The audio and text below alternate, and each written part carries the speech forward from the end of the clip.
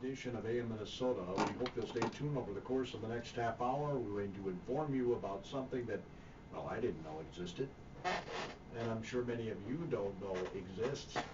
And in fact, many medical professionals, as I understand it, do not know this exists. As in studio from the Northfield area, Jennifer Malecha and is it Malecha or Malika? Malecha. Malecha. It's pronounced both ways. Yep. There's Malechas, there's Malekas. Yes. There's probably Malikas too, I don't know. But it's Malecha. Malecha. So Jennifer Malecha and Mike Malecha, her son, are in studio today. You guys live on a dairy farm, right?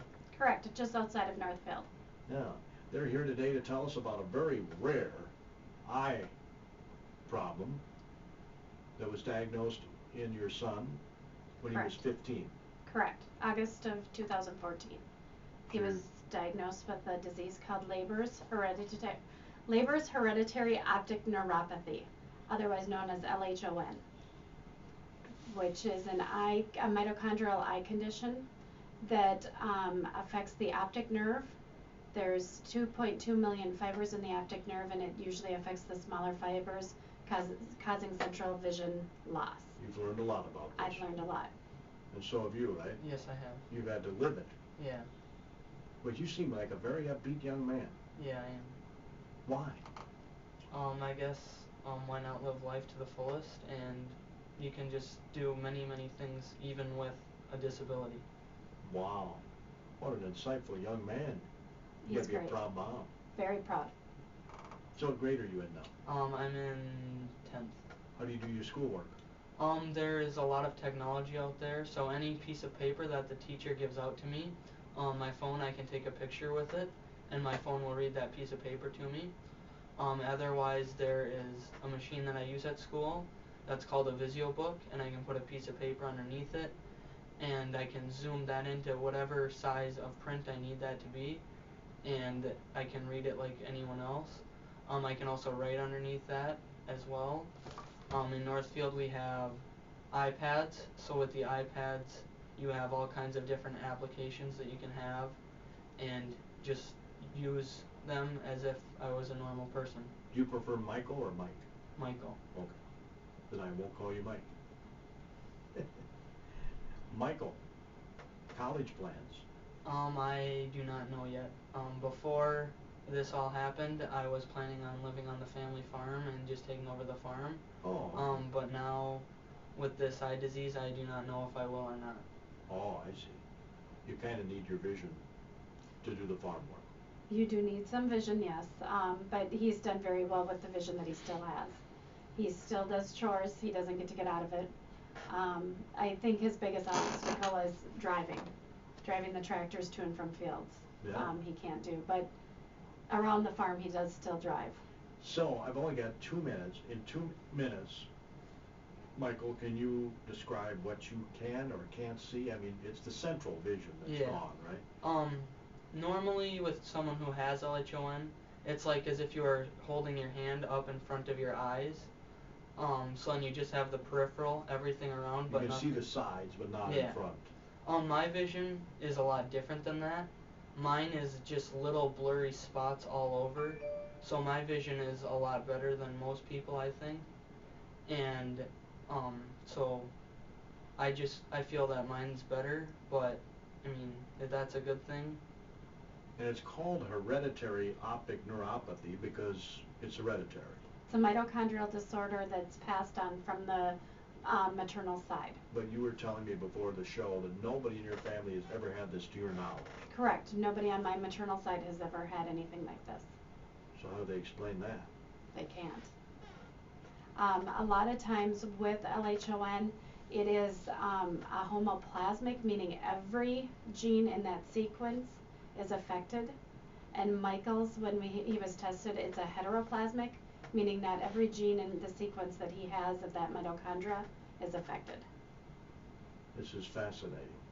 I'm really looking forward to the next segment. We'll learn more about Leber's Hereditary Optic Neuropathy, or LHON. Earned a reputation for superior work in metal fabrication and repair. Metal Services team of certified, experienced fabricators will have you back up and running in no time at all. When you can't can't bring it in, they can come to your field with their portable welding service. So when breakdowns happen on the farm or in the field, call Metal Services in for prompt repair service. The number to call, 523-2144. Metal Services of Blooming Prairie, serving the farming community for over 30 years. In Minnesota today, a very inspiring story of Michael Malecha, who's in studio with his mom, Jennifer. And Michael, I don't know if you can take yourself back to the day when you found out about this. Can you transport yourself back and let us know what yes. you were feeling at the time? Well, you were probably bewildered, number one, that you couldn't see. Well, it happened on, what was the date? August 20th was the day of the first doctor's appointment, and diagnosis came August 25th at the U of M. And so the first day on August 20th, it was a normal physical that I had went to, and the nurse had just told me to cover my right eye. I had covered my right eye for the eye chart, and I had 20/15 vision. Then I covered my right eye, and my left eye, I couldn't see the eye chart at all. And so my mom thought I just needed glasses, and I just had bad vision. We went to the eye doctor, and then we went there, and he thought there was something else wrong. Because I couldn't see the eye chart there, I had 20/2200 vision in my left eye, and he had showed me a picture of what is on the LHON homepage, and there was nothing in my central vision at that time. So then we went to a retina specialist in Egan Prairie, and he then referred us to Dr. Lee at the U of M in Minnesota, and he told us that I probably have a rare disease called LHON. Now, there was a test done, came back negative. Correct. So you're quizzical at this point, right? I was excited. At that point in time, the doctor just thought it was an injury to the eye. He didn't really know why he'd lost the central vision in the one eye, but did not believe at all that Michael had LHON until February of 2015, when Michael's grades began to drop. Parents out there, if your kid's grades begin to drop, there is a reason why. So I started questioning Michael. We got him caught up, and that's when he confessed that he was starting to see black spots in his other eye. And you didn't want to tell anybody because... I was scared that my mom would just start crying again and be all sad and nervous. You don't want mom to be sad. Right. It was a tough time. It was a tough year. Yeah, I'm sure. You guys are faithful people too, right? I know you're... Correct. And that's strengthened in you during this period. Yes, it has. Isn't that amazing? Mm-hmm. Something like this happens and you're strengthened in your faith. Yeah. Michael's strength grew in his faith. Mine was questioned. Sure. I did the why me, why us. And at that point in time, Michael still had enough vision that he was practicing driving. And I looked at him while he was driving one day and I said, "Aren't you mad at God? I'm angry, I'm upset." And Michael looked back and said, "Why? Why not me? What makes me more special than the next child?" So it was kind of a slap in the face saying, "Grow up, Mom. It'll be okay." So you can be used as an instrument. Yeah. To teach others how to live through something like this. Yes. That's the way you're viewing this. Mm-hmm. Isn't that awesome? It is good. He's been good. Yeah, I'm sure it wasn't easy. No, it was tough. You know, you go from thinking that at the age of 15, 16, you're worrying about girlfriends and cars. Yeah, right. And that's, our life changed. It certainly did. And yours did too, but you've adapted. Yes, I have. So anyway, we're chatting during the break. The Minnesota State Academy for the Blind is here in Faribault. Have you used any of their resources? I believe Michael's visual teacher comes from the state. I'm not positive that she's here at the state services in Faribault, but I believe she might be. But he has taught mobility training 1 day a week and Braille 2 days a week in Northfield. Is it easy to pick up Braille? Some letters are harder than others, but it is a little difficult, but it's just like starting over reading again. How are you doing on it? I've gotten about 3/4 of the way through the alphabet, so I got quite a few of the letters down. Spelling was always a challenge for me, and reading was always a challenge, so it is a little bit slower for me, but it's not too difficult. I think you could pick up on it pretty quickly. Oh, okay. So you can read as fast in Braille as you can when you normally read? Yes. The average person who does Braille? Some people can actually read faster in Braille because they have shortcuts with Braille. Oh, okay. So might get a little shortcut here. Right. Any thoughts on what you might do career-wise now if farming isn't in your future? Maybe take over the farm, find some other way to drive the tractors out to the fields. Now robotics is right here. Mm-hmm. Yeah. Otherwise maybe work something on cars, and that's about it. That's all that I have planned out so And as far. you said, there are technological advancements now that weren't here before. Yes. That can assist folks that have a vision problem. Mm-hmm. In your study on this, because you're very learned in this, I can tell, Jennifer, when was this first diagnosed? Do you know? I mean, what's the history on this? The first time I believe that it was truly diagnosed was in 1988. We went to a conference last year and met, I believe it was about 30 people that are affected by LHON. Some of them were in their 40s and 50s, and they did not get a diagnosis until 1988. So they had been teenagers back in the 70s, 80s, not knowing what was going on or why they had lost their central vision. There's obviously no cure for this. Right now there is no cure.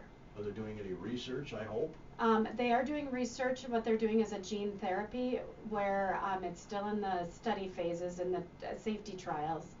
They're injecting, I believe, a virus into the optic nerve carrying the correct gene, and they're doing it on the main gene mutation of the 11778, and that is the gene that has the less possibility of a spontaneous visual recovery. This happened in one eye, but now it's in both eyes, right, Michael? Yes, it is in both eyes. So you have your peripheral, but you don't have your central vision. Like I said before, my vision is more of just little dots of blurriness. Yeah, you did. Mine is not normal like other people's where there's whole central vision is gone. And that's maybe because this is a rare It could be version of because of this. the rare mutation. Yeah. Correct. He's only the third person in the world to have this, right? Isn't that what you were saying? The third person documented with this mutation. Yes. It's pretty rare. Correct. So they really don't know what course of action to take here. They're just flying by the seat of their pants, right? Right. When we met with the research doctor in February in LA, because last year when we did go to the conference, we met two research doctors, Dr. Crelly from Italy and then Dr. Sadoun from LA. And Dr. Crelly was very interested in the rare mutation, but Michael needed to be seen by Dr. Sadoun for the blood draws so he could do more research on this mutation. And this is so rare that insurance probably doesn't cover it either. No, insurance did not cover any of that. The blood draw, Dr. Sadoun and Dr. Crowley, because they're doing research, we didn't have to pay for that piece. Sure. But they did take blood from myself and our other two children and Michael as well. So our blood is now in Italy being studied. In Italy? Yes. I was there, my body and my blood, in April of last year. Oh. Cool. You have to get there someday. Yeah. It's awesome. You're having a fundraiser called Dinner in the Dark. Correct. Dinner in the Dark is going to be a unique dining experience on May 7th at the Northville Ballroom at 6 p.m. You'll have the opportunity to eat your dinner blindfolded, hence Dinner in the Dark.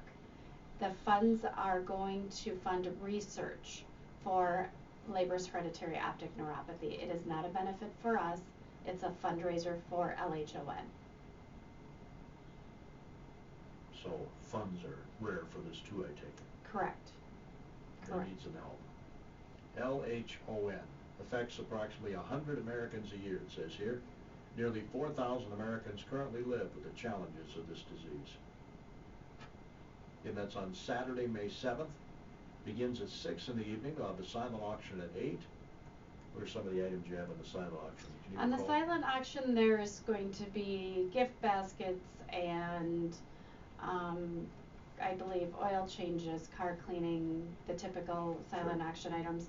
Large auction items that we've gotten for the live auction is a signed Kent Herbeck bat, Donnie Beaupre signed jersey, North Star jersey. There's going to be Twins tickets. There will be an office chair, and then several trips through businesses up north, I believe. Again, this is a fundraiser for LHON. Correct. LHON. And it's at the Northfield Ballroom, which is right off Highway 3 there, north side of Northfield. Correct. Don't miss it, folks. Live auction too, vacation packages and some other exciting items begins at 7:30. The dinner's at 7. The social hour, I guess, is at 6. Silent auction begins at that time too. And then the silent auction will end at 8 o'clock on Saturday, May the 7th. Dinner in the dark. Is this your idea? Actually, we had heard about it from a girl who has LHON, and she did it in Arizona. And for her guests, as soon as they walked in the door, they were blindfolded. So they were seated at the table blindfolded.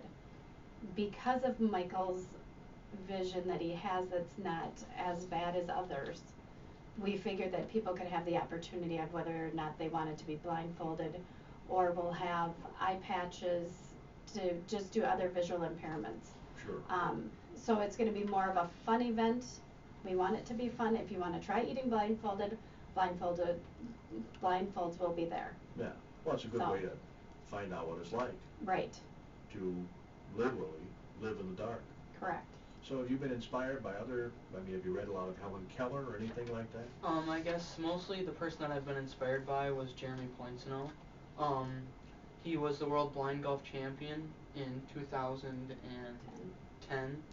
And so, I guess I just watched a couple of his TED Talks. His inspirational speeches were just amazing. I just thought that it was amazing that you could do sports blind. So that just inspired me that you could just do anything blind. And he was really just my whole inspiration for this. Yeah. Well, if you're innovative, you're talking about the bases beeping in baseball. Yep, there is blind baseball, which is called beep ball. They have blind hockey, but I don't remember how the puck works. Mm-hmm. But there's something different with the puck. There's a lot of people that do tandem bike riding. Sure. There's quite a few people with LHON that are marathon runners. And in fact, Jessica Loomer, who had the other dinner in the dark, she qualified for the Boston Marathon for next year. So they run with I believe with a guide. So You're taking antioxidant right now. Yes, called idebenone. Idebenone? Yep. What is that? I guess you can explain that. all that I know is that idebenone is just an antioxidant. Oh, okay. That You is don't not get FDA tribed up approved. or anything. It's a synthetic or? It's a synthetic. Yep. And he takes that. There has been signs over in Europe and Italy where it is considered a drug to slow down LHON, sometimes stabilize it, sometimes it doesn't get worse, but there's really been no hard proven facts that it does work. How have kids been at school with this? We all know teenagers can be, well, you know how it is. Yeah. With peers. I guess my friends, they have treated me normal. They have not done anything to change, I guess. Great. I'm still acting like a normal kid. PE has been a little bit harder. I guess seeing the ball come over the net when it's only right over the net, you can't really see where it's coming from. So I guess some kids in PE kind of are like, really, why'd you miss that? So then I just tell them, well, I'm legally blind. And then they're like, oh, okay. So, No I guess... dodgeball for you, eh? Not really. So kids, I guess, have been really cooperative with it. They haven't really been mean or anything. They've been really nice about it. Even the teachers and the whole school district has been very cooperative and gotten me everything I need. I mean, you're the same person. Yeah. Right? Doesn't matter whether or not your eyes work or not. Yeah. You're the same person. Mhm. So, going to prom, that sort of thing? Yeah. You're looking forward to that? Yeah, next year. Next year. Next year. In Northfield, I think it's just Yeah, seniors it's just and 11th and 12th. 11th and 12th Oh, seniors okay. and juniors. All right, that's next year. Yep. Well, that's cool, because you want to continue to do normal activities, right, Jennifer? Correct. The most you can do, the better. And Jennifer and Michael Malecha are in studio. They're dairy farmers over in the Northfield area. Michael was diagnosed with this rare eye disease and is now legally blind, right? Yes. Have you had a vision test recently? Do you know what you are? in terms of- Recently, no, I have not had a vision test. I would like to see if my vision has changed, because I do feel that my vision has gotten better. Some of the a little spots are bit. gone. Yes. Well, that's good news. Correct. It's been Maybe- exciting. Maybe this antioxidant is working. Could be. I mean, that's the whole idea behind it. Yeah. Right. So, do you have like really large print on your phone? I saw you were looking at your phone earlier. Yes, I do have size 30 or size 64 print on emails and text messages. And of course, nowadays it can talk to you too. Yep, sometimes if I have like a really long piece of paper that I have to read for, like even books nowadays, I have audiobooks and I can finish a novel in a whole day if I need to. So reading is easy now. I just listen to the book and I can be done in a couple of hours. And emails, I can usually read them if they're not too long, otherwise I'll just have my phone read it. You've had no problems doing your chores? I guess some things are a little bit harder to do than others. I mean, small little bolts, taking those off of things is a little harder, but I still manage to do it. Yeah. Maybe you can fit them with glasses with a magnifying glass or something. Trying to find the right size wrench or whatever is You know, also. like the jewelers wear. Yep. Where they can look at the diamond and, you know, you can do that Yeah. with the bolts. Some people with LH1 do carry them around just to look at little pictures, but it's hard to hold a magnifier the whole time, and then that also distorts your peripheral and everything. Oh. Well, you'll come up with something, I'm sure. Oh yeah. Right? Yep. Maybe you'll come up with an invention for this. Yeah. Don't you see that happen? It would be cool if you could. Yeah, I see that happening. I mean, you're kind of mechanical, obviously. You're talking about maybe mechanics. Yeah. So maybe you'll engineer something that'll be trademarked and be a Maybe. multi-gazillionaire and Yep. life will be easy. You just never know. Correct. Fantastic. Again, May 7th, Saturday, May 7th is the date of Dinner in the Dark, a rather unique dining fundraising event. All the proceeds benefiting LHON. If people want to get more information about this, there's a website too, right, Jennifer? They can contact me, or I don't know if there is a website, but they can just email me at Jen Malecha, JENN Malecha, MALECHA @gmail.com. Want to run over that for me again? Yep, it's Jen Malecha, JENN Malecha, MALECHA @gmail.com. So if they want tickets, I'm more than willing to drive them anywhere or mail them to them or whatever. Sure. Again, that's May 7th is the fundraiser. It's $50 per person. Please keep in mind it is a fundraiser. What's on the menu, Dino? There's an option of chicken breast or pork tenderloin, baby red potatoes, green beans, and I believe a salad. Is eating a guess, and by golly, I mean, do you know what you're eating, or do you not find out until it hits your mouth? No, I know what I'm eating. I do have enough vision to find that out. I guess some things. Smell, too, I'm sure. Yeah, and smell. Every once in a while I'll just walk over to the stove and just say, what is that? Because some foods are a little harder to tell than Sure. others, but. Now, has it livened your other senses, though?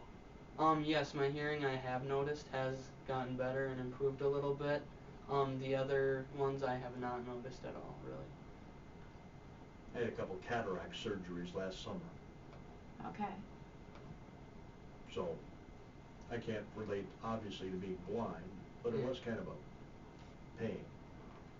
I was gonna say it was more blurry, isn't it, Yeah, or I mean, foggy? pain isn't the right word to use. It was kind of a nuisance more so than anything, but it was amazing. When you get the cataracts out, voila, Yeah. Yeah. nice, clear, clean vision. Mhm. It's too bad they can't do that with this. Put in a special lens, I mean, in your eye, because that's what they do with the cataracts. I have a new lens, Right. artificial lens that they put in the eye. See, and this is the optic nerve, so if you think of it like a TV, the TV itself is like the lens of the eye or the front of the eye, and the outlet is the brain. It's the cord connecting the two that's having the issue. Haven't I heard of optic nerve surgeries though? I don't think so. They can't do surgery on the optic nerve. No, not There that are I too know. many small little fibers. There's too many fibers Oh, to yeah, try you to mentioned connect. that. You mentioned that earlier. Yes. That would be kind of cumbersome, wouldn't it? Mhm. Yes. Well, they'll come up with something, I am confident, and we'll continue to remember you in our prayers, Michael. Thank you. Thanks for coming in today. Thanks for Thank being you. such an inspiration, too. Thanks for having Thank us. you for having us. What an outstanding young man. You gotta be very proud of him. You have 2 other kids, too, right? Correct. Let's see, Matthew is 13, and Allison is 9. Correct. Those tests have not come back yet. They automatically have the genetic mutation as well. It's 100% passed on from mom to child. The way how this works is Matthew would have a 50-50 chance of becoming affected. Allison right now has an 8% chance, and then her chance becomes 50-50 when she hits menopause. They're trying to link, males are more prominent between the age of 15 and 25, and they're trying to link the estrogen drop with becoming affected, and so that's why women have more of a chance as they hit menopause. Oh, so chances are your siblings, I mean, they have a chance of getting this too. Yes. How does that make you feel? I guess it kind of makes me feel a little bit sad, but I mean, they'd know more so what I'm dealing with and how I see. I guess I feel sad that, I mean, I feel kind of like it may have been my fault. No. I mean, but why would they need to get it? I mean, why can't I just have it all? Why would anyone else need to have it? Yeah. There's a lot of families though, I mean, it is a 50-50 chance, but there's a lot of families where it only affects one person, and maybe they even carry the gene and don't even know that they're carrying it. Sure. LHON. Again, that benefit is on Saturday, May 7th. We want to thank the Malechas for educating us about this today. Tomorrow, John Dvorak visits with Jerry, who's John's the Executive Secretary of the Rice County Fair.